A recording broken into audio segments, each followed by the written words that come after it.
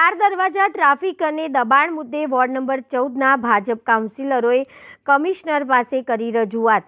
વડોદરા શહેરના ચાર દરવાજા વિસ્તારમાં ટ્રાફિક અને દબાણનો મુદ્દો વધુ ગરમાયો છે। ઈ મેમો વિવાદ બાદ મામલો રાજકીય અને તંત્ર વચ્ચે ચર્ચાનો વિષય બન્યો છે। મુખ્ય માર્ગ પર પાર્ક કરાયેલા વાહનને ઈ મેમો ફટકારતા વિવાદ ઊભો થયો હતો, જેમાં કોર્પોરેટર, પૂર્વ કોર્પોરેટર અને પીઆઈ એચ.એલ. આહિર વચ્ચે તીવ્ર બોલાચાલી થયાની માહિતી સામે આવી છે। આ ઘટનાના પગલે વોર્ડ નંબર 14ના ભાજપ કાઉન્સિલર, પૂર્વ કાઉન્સિલર અને સ્થાનિક રહેવાસીઓ ટ્રાફિક ડીસીપી ઝોન 4ની કચેરીએ પહોંચી ડીસીપી જ્યોતિ પટેલ સમક્ષ રજૂઆત કરી હતી। ટ્રાફિકની કાર્યવાહી તથા સ્થાનિક સમસ્યાઓને લઈને લોકોમાં અસંતોષ વ્યક્ત કરવામાં આવ્યો હતો। ચાર દરવાજા વિસ્તારમાં લાંબા સમયથી ગેરકાયદેસર દબાણની સમસ્યા યથાવત હોવાનું પણ રજૂઆતમાં જણાવતા સ્થાનિકોનો આક્ષેપ છે કે તંત્ર દ્વારા દબાણ હટાવવાની કાર્યવાહી થયા બાદ થોડા સમયમાં ફરીથી દબાણ ઊભું થઈ જાય છે, જેના કારણે ટ્રાફિક વ્યવસ્થામાં અડચણો ઊભી થાય છે।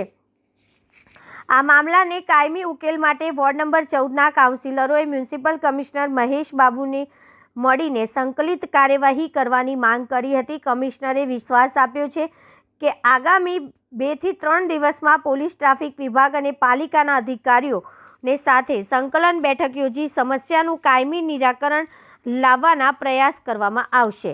હવે તંત્ર દ્વારા આપવામાં આવેલા આ આશ્વાસન બાદ ચાર દરવાજા વિસ્તારમાં ટ્રાફિક અને દબાણની સમસ્યાનો કેટલો ઝડપી અને અસરકારક ઉકેલ આવે છે તેના પર સૌની નજર છે। હા, તમામ નાગરિકોની રજૂઆતો છે એ સાંભળવામાં આવેલ છે, લોકપ્રતિનિધિની રજૂઆતો પણ સાંભળવામાં આવેલી છે। અમે આ બાબતે ચોક્કસ જે રજૂઆતો છે એને ધ્યાને લઈશું।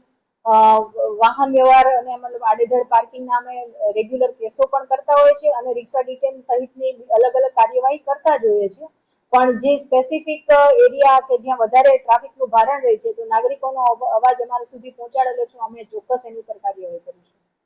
ગત રોજે ટ્રાફિક પીઆઈ આહિર સાહેબ સાથે પણ કંઈક બોલાબોલી થઈ હતી કાઉન્સિલરોની, એને લઈને શું આગળ કાર્યવાહી કરવામાં આ બાબતે છે હજી સુધી મારી પીઆઈ સાહેબ સાથે વાત નથી થઈ, પણ હું એના વિશે ચોક્કસ જાણીશ કે ખરેખર શું બનાવ હતો।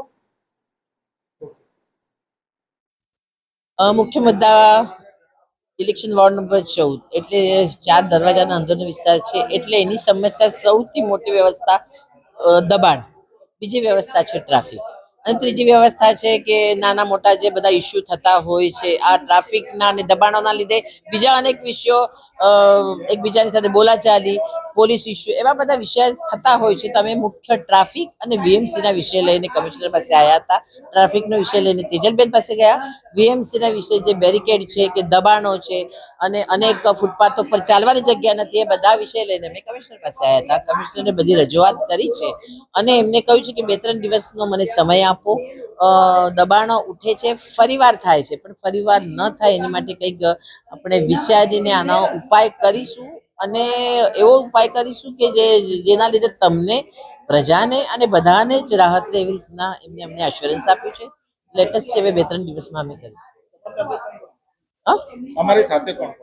મારી સાથે મારા 3 સાથી કાઉન્સિલર હરીશભાઈ છે, જેલમબેન છે, પૂર્વ કાઉન્સિલર મિનેશભાઈ છે, વિજયભાઈ છે, પ્રમુખ ચેતનભાઈ, કદમભાઈ, બધા જ સંગઠન અને ચૂંટાયેલી ભાગ બધા જ આવે છે।